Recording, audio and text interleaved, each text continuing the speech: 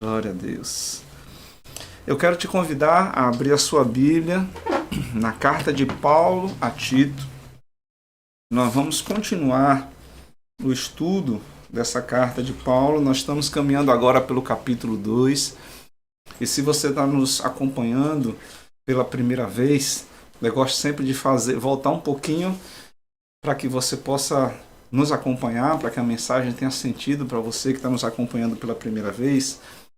E sempre que a gente está estudando uma carta, diferente de outros tipos de literatura da Bíblia, a carta ela tem um cunho muito pessoal. Ela é voltada para aquela pessoa específica que foi endereçada. E por essa razão, sempre o apóstolo ele toca em assuntos muito pessoais. Nesse caso, quando ele se dirige a Tito, Tito era um pastor das igrejas da ilha de Creta, uma ilha grande, e que tinha várias igrejas, porque tinha várias cidades nessa grande ilha. E o apóstolo então se dirige a Tito, que é um pastor, e ele tem o cuidado de direcionar Tito no seu ministério pastoral. Ele mostra o cuidado com o Tito e toca em assuntos muito delicados da vida pastoral. E ao longo disso ele se preocupou com a doutrina que se prega na igreja, com o tipo de mensagem que se fala. E domingo passado nós vimos ele falar um pouquinho aos homens e mulheres. Hoje nós vamos conversar um pouquinho com os jovens e com os trabalhadores. Eu acho que a gente termina falando com todo mundo de novo, né? Porque jovem, na minha cabeça, é quem tem menos de 120 anos. É jovem. Se você já passou de 120, você já tem, né, já é quase um Matusalém da vida. Então, jovem, quem tem menos de 120 anos. E trabalhador, acredito que todo mundo. Eu tenho um amigo que dizia assim, quem trabalha não dá trabalho, né? O camarada, quando para de trabalhar, é que começa a dar um pouquinho de trabalho para os outros. Mas nessa mensagem de Paulo a Tito, a gente vê várias ações que mostram como a vida cristã hoje ela é tão parecida com a daquele tempo. Embora os costumes sejam diferentes, a tecnologia é diferente, as coisas são muito diferentes, mas no fundo nós continuamos com as mesmas necessidades daquele tempo. E a Bíblia ela continua sendo muito atual por essa razão. Os conselhos de Paulo a Tito, eles são muito especiais para nós hoje, porque eles é como se tivessem sido escritos ontem. Nós podemos aplicá-los completamente na nossa vida. E nós vamos, inclusive, passar por uma situação sobre a questão dos escravos. Paulo fala aos escravos, e nós não vivemos mais tempo de escravatura, graças a Deus. E algumas pessoas que não compreendem a historicidade da Bíblia, elas falam assim, a Bíblia é um livro sexista, é um livro que apoia a escravidão, a escravatura. E eu digo, olha, essas pessoas não conhecem nada do Evangelho. Porque a Bíblia é uma história de amor. Desde Gênesis a Apocalipse, a Bíblia ela mostra uma história de um povo que se afastou de Deus e mostra Deus indo sempre ao encontro desse povo. Diferente de outras religiões, onde a pessoa que vai ao encontro da divindade, na Bíblia mostra uma história de amor, onde a divindade, o Deus, ele vai de encontro à sua criatura. Ele vai buscar, ele procura meios de salvar, de libertar, de atrair para perto dele novamente aquele que estava perdido. E é disso que a Bíblia trata. Lá do comecinho, desde a queda do homem, a gente já vê Deus falando que mandaria aquele que pisaria a cabeça da serpente. E durante todo aquele conjunto de livros que nós chamamos de Velho Testamento, nós vemos que toda a história aponta para esse libertador que é Jesus Cristo. E naquele conjunto de livros que nós chamamos de Novo Testamento, mostra a vinda desse Messias tão esperado. E essa vinda, ao acontecer, ela de fato concretiza essa fase da aproximação de Deus com aqueles que ele separou para si. E no final da Bíblia, nós vemos a conclusão dessa história de amor, quando aquele que foi o escolhido, o Messias, ele volta novamente, volta uma segunda vez para buscar aqueles escolhidos, aqueles que receberam, que entenderam o propósito da vinda de Jesus, aqueles que receberam a Jesus como seu Salvador, que entregaram a sua vida para Ele. E essa história de amor, então, se fecha. A promessa que foi feita lá no princípio, lá em Gênesis, ela termina sendo concluída, concretizada lá nas últimas páginas, com a volta de Jesus Cristo para buscar a sua igreja. Por isso, a Bíblia, ela simplesmente se adapta aos costumes daquele tempo. Nós não podemos olhar para a Bíblia com o olhar de hoje, mas ver o povo para que foi escrito esse livro, o povo que recebeu a mensagem original. Esse povo era o povo que entendia, na cabeça deles, eles sabiam que os países, hoje nós temos como é mesmo que chama aí o camarada que, fugiu o nome da cabeça aqui, mas tudo bem, o cara que estuda relações internacionais e que vai de um país para o outro, representa um país no outro, como é que chama isso aí? Isso aí que vocês falaram, todo mundo em casa acertou, menos eu que não lembro. Mas Fala aí, Williams. Diplomata? Hã? Diplomata? Embaixador. Diplomata aí, tá vendo? É isso mesmo. Hoje, nós vemos um tempo em que se um país vai enfrentar um outro, aí primeiro os diplomatas vão na frente, converse, aquela história extensiva, né? O último recurso é a guerra. Nesse tempo aí, o primeiro recurso era a guerra. A diplomacia vinha bem depois, de quase quando o negócio já estava concluído. Então, como é que se expandia um território? O cara chegava lá, entrava, invadia o país, matava todo mundo, quem ficou vivo era escravo. E os escravos eram a força motriz de vários impérios e de vários países. Na cabeça daquelas pessoas, a escravidão era uma consequência da perda de uma guerra. E nós vemos inclusive na história do povo de Deus, né? Quantas vezes o povo foi escravo em outros lugares, escravo na Babilônia, escravo da Síria e tudo mais. Pois bem, voltando aqui para Tito, Paulo escreve a Tito, escreve a um povo que entendia a história dele, que sabia onde estava, e Paulo agora, depois de falar aos homens, né, e falar às mulheres, ele começa a falar aos jovens. E ele diz no versículo 6, da mesma maneira, encorajem os jovens a serem prudentes. E eu fiquei pensando, olha, quem é pai aqui que tem um automóvel e faz seguro do seu automóvel, se você declarar lá na sua apólice de seguro que quem dirige o carro é um jovem de 20 e poucos anos, você vai ver que sua apólice de seguro vai dar um salto assim, né, lá para cima, para o alto e avante. Por quê? Porque o jovem tem muitas qualidades, né? Eles são perspicazes, eles são assim, né, aprendem as coisas com muita facilidade, eles estão ligados em tudo que passa. Mas prudência geralmente não é uma das qualidades do jovem, né? O jovem, ele naquele afã de resolver as coisas, nós vamos transformar o mundo, nós queremos, nós podemos e etc. Geralmente as revoluções surgem na cabeça dos jovens, né? Os jovens, eles trabalham ali, mexem em tudo e tal.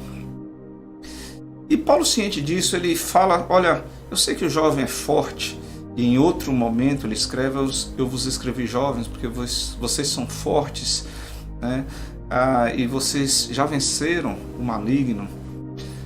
E nesse momento ele diz, olha, diga aos jovens, vocês precisam ser prudentes. Mas essa não é uma mensagem apenas para os jovens. Se você olhar no versículo 2 desse mesmo capítulo, ele diz, ensine aos homens mais velhos a serem moderados, dignos de respeito, sensatos, sadios na fé, no amor e na perseverança. Ou seja, ele falou a mesma coisa para os mais velhos. Agora, com outras palavras, ele fala para os jovens, sejam prudentes. E ele continua, em tudo, agora falando a Tito diretamente, em tudo, seja você mesmo um exemplo para eles, fazendo boas obras. A gente tem hoje uma grande deficiência de modelos a serem seguidos. Quando nós olhamos os primeiros parlamentares da República do Brasil, no tempo de os primeiros Castro Alves, aquele povo, era tudo menino, um povo de 25, 30 anos, né? E esse povo era que movimentava, foram os primeiros representantes do nosso país na República. E quanta coisa boa esse povo fez, rapaz. Só que hoje os nossos jovens buscam exemplo, buscam modelos a serem seguidos, e eles não têm encontrado. E Paulo fala a Tito, olha, seja você um exemplo para eles, seja você um modelo que eles possam seguir. E quando nós falamos isso e chamamos a atenção dos jovens, nós também precisamos falar com nós que somos jovens mais maduros, porque nós precisamos ser a inspiração para os nossos jovens, né? Por exemplo, quando eu falo assim, olha, meu filho, você precisa ler a Bíblia. Como é que meu filho vai ler a Bíblia se ele nunca viu o seu pai lendo? Se eu digo para meu filho, pratique exercício, como é que ele vai crer que isso é bom se ele nunca viu o seu pai praticar exercícios? Se eu digo para meu filho, estude, porque o estudo vai fazer de você um homem ou uma mulher diferente. Vai fazer de você um homem ou uma mulher melhor. Como é que ele vai crer nisso se ele nunca me viu estudar? Se eu digo para meu filho, olha, trabalhe duro, não seja preguiçoso, acorde cedo, cumpra com sua palavra, faça a diferença. Como é que ele vai crer que isso é verdade se ele nunca viu o seu pai e a sua mãe trabalhando duro, cumprindo com sua palavra, sendo exemplo de verdade? Então nós vivemos um momento de crise, uma crise que em muitos momentos passa primeiro por nós pais, porque nós não temos sido exemplo para os nossos filhos, para os jovens. Onde os jovens vão ter exemplo de prudência, de perseverança? Se nós que somos adultos falamos tudo que vem à mente, tudo que vem na cabeça a gente fala, tudo que a gente quer fazer a gente pega e faz, como é que nossos filhos vão entender sobre prudência se eles não têm exemplo de prudência, se eles não têm exemplo de perseverança? Nós precisamos ser exemplo. Nós precisamos ser exemplo na nossa casa, na nossa família. E quando eu falo disso, irmãos, não é ser exemplo na igreja, porque na igreja talvez seja o lugar mais fácil da gente ser exemplo. Porque lá ninguém conhece como a gente é dentro de casa, ninguém conhece as coisas que a gente passa dentro de casa, dentro do quarto, Ninguém sabe como nós somos dentro da empresa. Ninguém sabe como nós fechamos o negócio. Ninguém sabe como nós compramos as coisas. Ninguém sabe o que nós fazemos para pagar as coisas. Então, dentro da igreja, ser exemplo é relativamente simples. Mas nós carecemos de exemplo dentro de casa. Nós carecemos de exemplo no nosso trabalho. Nós carecemos de exemplo dentro da escola. Hoje nós vivemos uma crise, inclusive política, né? Nós temos muita dificuldade, eu não sei vocês, mas nós temos hoje muita dificuldade em votar. Dar um voto hoje, né? É um negócio complicado, complexo, porque eu não sei como vocês escolhem os candidatos de vocês, mas eu procuro votar alinhado com aquilo que eu creio. E na hora que eu vou, tem pessoas que eu gosto muito, tem pessoas que eu amo de coração, mas eu não voto. Tem pessoas que são meus amigos pessoais, tem pessoas que são clientes, que eu gosto muito, mas eu não voto. Gosto, admiro como pessoa, mas o que a pessoa defende, eu não posso defender como cristão. Então não voto, não voto. E isso me causa certo desgaste, porque não é fácil segurar, sustentar essas posições, né? Isso não agrada. As pessoas estão acostumadas a negociatas, estão acostumadas a aquela coisa de tome lá para receber aqui, vamos ajustar aqui para ganhar ali na frente. E quando você não faz esse jogo, você não é bem visto. Por incrível que pareça, você não é bem visto. Então Paulo fala a Tito, olha, seja você exemplo, encoraje os jovens a ser prudentes, versículo 7, em tudo seja você mesmo um exemplo para ele, fazendo as boas obras. No seu ensino, mostre integridade e seriedade. Use linguagem sadia, contra a qual nada se possa dizer, para que aqueles que se opõem a você fiquem envergonhados por não poderem falar mal de nós. O apóstolo então chamava a atenção de Tito, olha, você precisa ter uma linguagem que corresponda com aquilo que você prega. A sua linguagem, ela precisa ser sadia, precisa ser pura, precisa ser uma linguagem que não faça vergonha ao Evangelho. E veja que ele está falando ao jovem, né? E ele continua então. Ensine os escravos a se submeterem em tudo aos seus senhores. Como nós não vivemos no tempo de escravidão, eu posso aplicar esse texto a um outro grupo, que é um grupo de trabalhadores. Você certamente trabalha, ou trabalhará, ou trabalhou, né? E ele fala assim, eu vou substituir escravo por trabalhador. Mas a mensagem original era para os escravos. Ensine os trabalhadores a se submeterem em tudo a seus senhores, a procurarem agradá-los, a não serem respondões e a não roubá-los. Olha, eu parei nisso aqui e comecei a pensar, né? Como um trabalhador pode roubar o seu senhor, seu patrão? E a gente pensando direitinho, esse roubo é muito mais comum do que a gente pensa, né? Por exemplo, como é que eu posso roubar meu cliente?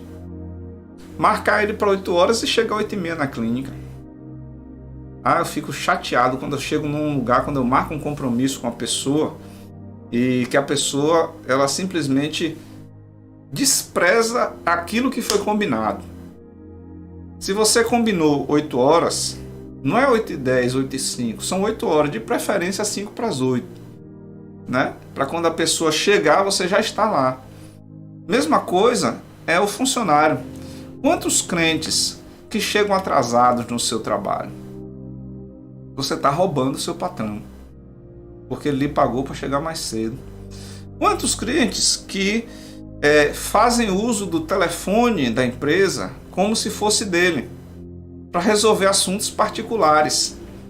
Você quer ligar para Salvador, para São Paulo, para sei lá para onde, para os Estados Unidos. Você espera chegar no trabalho, para do trabalho você usar o telefone da empresa, porque na sua cabeça, né, o telefone da empresa é de graça, mas seu patrão está pagando aquela ligação que você está fazendo. Ou seja, você está roubando o seu patrão. Quanta gente pega a caneta lá do escritório, né, o lápis do escritório, a folha de papel ofício, tá chegando a época de aula, aí o cara diz, não, lá tem muito, eu vou pegar aqui umas 2 resmas daquela e vou levar para casa, porque é tranquilo. Você está roubando. E a gente acha que está roubando é só roubar o dinheiro propriamente dito. Esse eu não vou nem falar porque, né, desnecessário a gente entrar por essa seara. Mas a gente pode roubar o patrão no tempo, nas ligações telefônicas, no uso da internet. Tem gente que chega no trabalho e fica o tempo todo no WhatsApp. Você está roubando o seu patrão. Roubando. Ele está ali pagando para você trabalhar e você fica no WhatsApp, fica nas redes sociais, fica no Facebook, no Instagram. E aí depois você pergunta por que não prospera. Por que eu não prospero? Ah, fulano de tal, que nem crente já chegou aqui mês passado, agora já é gerente. Eu sou crente, sou filho de Deus, sou dizimista, sou ofertante.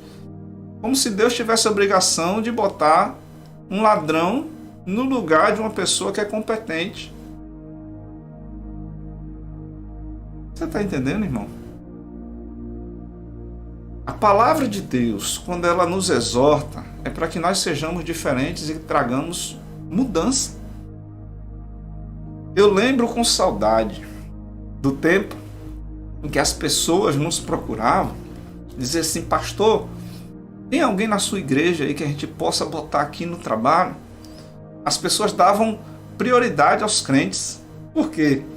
O crente chegava sempre mais cedo, o crente trabalhava sempre mais, o crente procurava sempre o melhor para a empresa.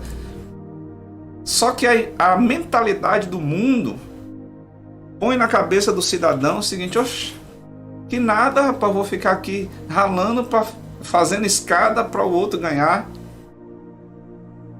Ô meu irmão, se a empresa falir, tu perde teu emprego também.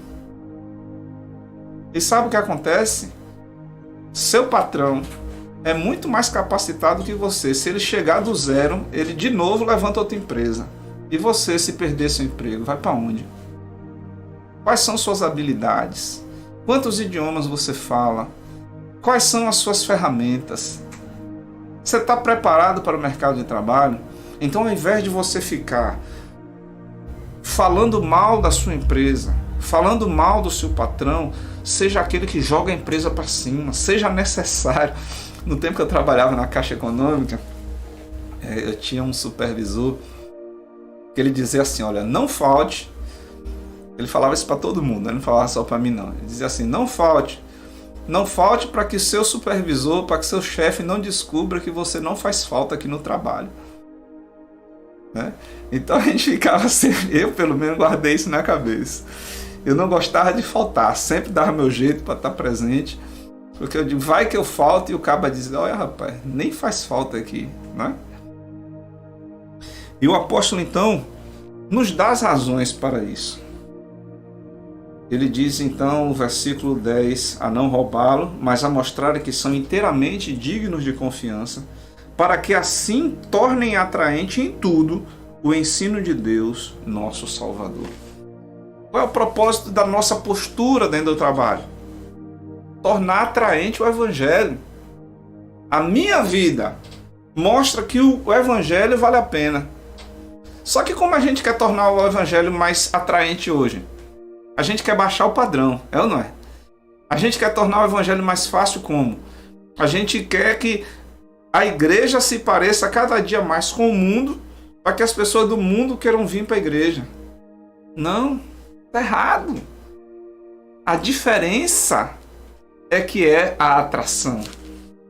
É justamente o que aquilo que somos diferentes, na integridade, no comportamento, no palavreado, na segurança, no cumprimento da palavra. Isso é que torna o Evangelho atrativo, atraente.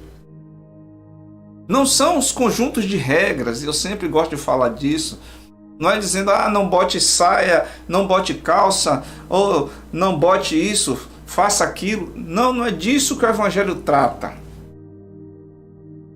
É certo que a gente observa Tem coisas que são instantâneas. Eu brigava lá, aqui na Água Viva não tem, mas na outra igreja que eu pastoreava, tinha uns meninos que gostavam de usar brinco. Eu nunca usei brinco, né? Minha orelha não é furada, graças a Deus. No meu tempo, o homem não usava brinco. Hoje as coisas estão modernas, os meninos estão todos usando brinco. Mas eu nunca mandei ninguém tirar um brinco. Mas eu sempre notava que quanto mais essa pessoa se aproximava de Cristo, rapidinho tirava brinco, começava a mudar o vestuário. Nunca preguei sobre você deve usar uma camisa de manga comprida, até porque não é isso que faz diferença na vida de ninguém. Mas a gente nota que à medida que as pessoas vão se aproximando de Deus, o vestuário vai mudando. As indumentárias, as formas, sei lá, os cabelos mudam. O meu mudou, hoje eu nem tenho, tá vendo? As coisas vão mudando. Mas por quê? Gente, isso é natural. Quando eu gosto de alguém, eu começo a tentar agradar essa pessoa. Eu sou casado com Rivane. Linda moça, filha de Dona Evani. Minha colega, Vânia foi minha colega na sala de criança, na sala de juniores, na sala de adolescente, na sala dos jovens, no coral. Ele não tem jeito não, a gente casa, né? E quando eu casei com Rivane, foi uma época que eu gostava muito, eu tinha uma vida esportiva muito ativa, e de repente a gente foi para São Paulo e eu não podia mais jogar vôlei, não podia mais, jogar futebol, porque era muito longe minha casa do trabalho. E aí eu saía de madrugada de casa, já voltava tarde da noite, e era uma vida muito puxada. Sábado tinha um baba, lá em São Paulo não chama baba, é uma pelada, né? Tinha uma pelada perto lá de casa, tinha um baba da igreja, aí eu ia cedo pro baba da igreja, depois tinha um vôlei à tarde lá. E aí eu notei que eu saía e minha esposa ficava triste, porque eu já passava a semana toda fora de casa e o tempo que eu tinha no sábado de ficar com ela, eu ia para os esportes. Ela nunca pediu para eu deixar de jogar bola, nunca pediu para eu deixar de ir para o vôlei. Mas quando eu percebi que a minha saída deixava ela triste, porque o tempo que a gente podia desfrutar da companhia um do outro, eu estava no futebol, estava no vôlei, eu decidi que eu ia abrir mão disso. Me custou caro, porque eu dava sábado, eu digo, ai Jesus, sábado é o dia do baba, é o dia do vôlei, sábado de tarde, dava 2 horas da tarde, eu já olhava no relógio, digo, eita, tá começando agora. Mas entre ir pro vôlei e ficar com minha mulher, eu fiz a opção de ficar com minha esposa, porque eu queria agradá-la. Deus nunca vai vir com chicote para dizer faça isso ordinário. Mas Ele nos atrai com cordas de amor, com laços de amor. A nossa vida, ela precisa mostrar essa presença de Deus justamente através do amor. Através da nossa atitude diária. Não é assim que a gente diz? Dizer eu te amo é muito fácil, né? Mas quando as coisas pegam de verdade, quando chegam os momentos difíceis, quando chegam os momentos duros, o eu te amo, que não é dito às vezes com palavra, mas é dito com atitude, com chegar perto, com carinho, de estar junto. Nós cristãos precisamos sim testemunhar. A nossa vida cristã precisa sim ser referência. Hoje, o mundo sente falta dessa referência, sente falta dessa postura, sente falta de quando você disser sim, vai ser sim, quando disser não, vai ser não. Mas sente falta também da misericórdia, da graça, da compaixão, não gratuita, mas aquela que de fato é interessada na vida do outro, é interessada na transformação do outro. O mundo clama por cristãos verdadeiros. O mundo clama por pessoas que reflitam Jesus como a imagem do nosso Criador. Assim, o apóstolo nos diz elas tornarão o evangelho atraente a outras pessoas. Como eu tornarei o evangelho atraente para outros? Não é baixando o nível, não é nos igualando ao mundo, para o mundo ficar igual à igreja. O cara diz, tá, eu posso ir para a igreja que é igual aqui. Não, não é assim. É porque o nível é muito mais alto. É porque o nível é muito diferente. Mas é porque ele mostra um Jesus verdadeiro. Um Jesus que ama. Um Jesus que morreu na cruz. Por que a história da cruz é tão sem pé nem cabeça para as pessoas? Porque a história da cruz é essa história de amor que a Bíblia conta. Ela não é contada com a nossa vida. Ela tem sido muitas vezes contada com a nossa boca. Nós não estamos mais dispostos a perder nada. Quer dizer, eu não sou trouxa, não sou uma bobalhada. Mas não se trata disso. Se trata de o Evangelho é muito mais importante do que a minha história pessoal.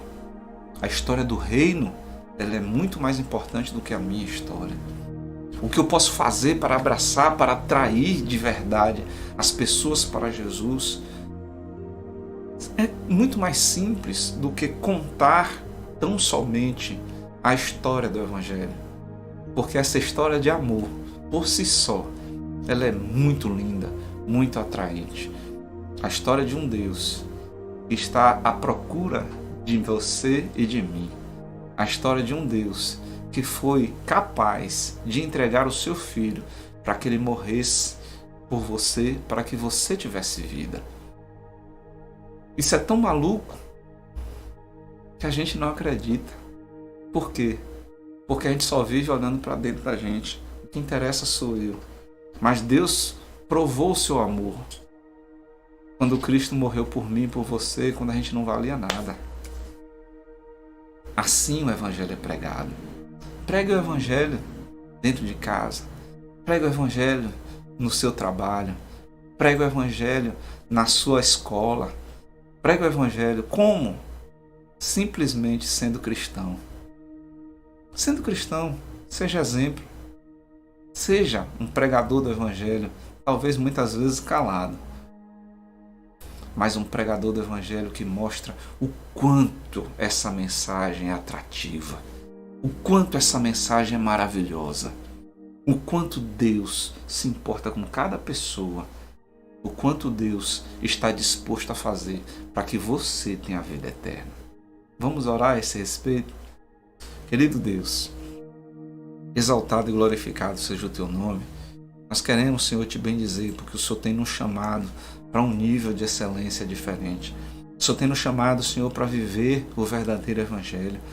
O Senhor tem nos chamado, Senhor, para viver de fato aquilo que a palavra nos diz, para ser, Senhor, honesto nos nossos tratos, para ser honesto, Senhor, no nosso trabalho, para que o nosso patrão tenha verdadeiro prazer em nos ter lá, porque nós fazemos diferença para melhor. Nós atraímos a tua bênção para aquele trabalho, Senhor. Ó Deus, quantos cristãos têm feito vergonha nos lugares onde estão hoje, porque roubam seus patrões, roubam no tempo, roubam nos equipamentos, roubam nos materiais de consumo. Senhor, nessa noite eu te imploro, perdoa cada um deles e transforma o coração, Senhor.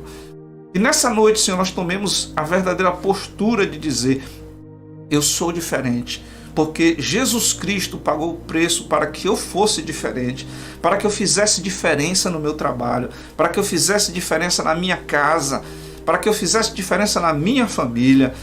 E, Senhor, nessa noite, pessoas são transformadas e são tocadas pelo poder do Evangelho. E pessoas agora, Senhor, estão entregando a sua vida a Ti, mudando de vida, recebendo, Senhor, o verdadeiro toque do Evangelho, o Evangelho de Jesus Cristo em suas vidas. Faz tudo novo, Senhor.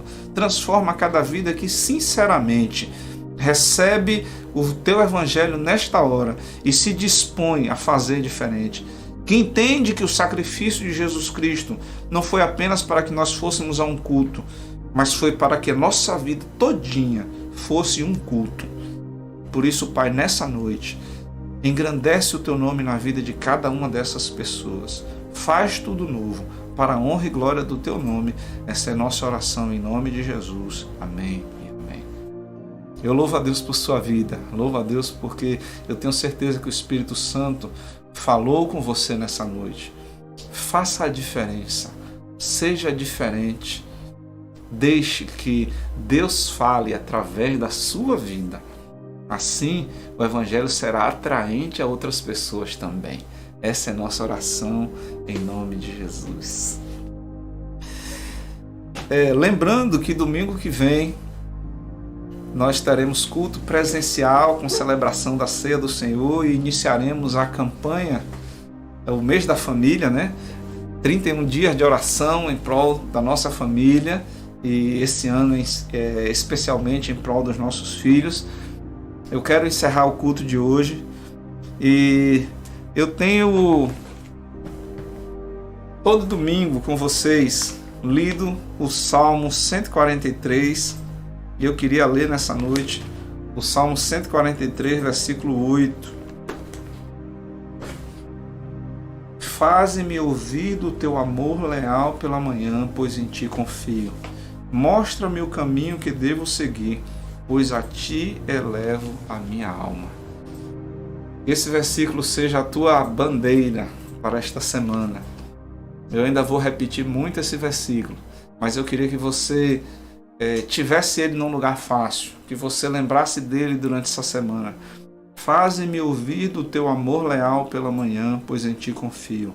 Mostra-me o caminho que devo seguir, pois a ti elevo a minha alma. Esse versículo seja a tua bandeira para esta semana e que Deus possa te conduzir em todo momento durante essa semana. Vamos cantar junto a oração para a noite e encerrar nosso culto.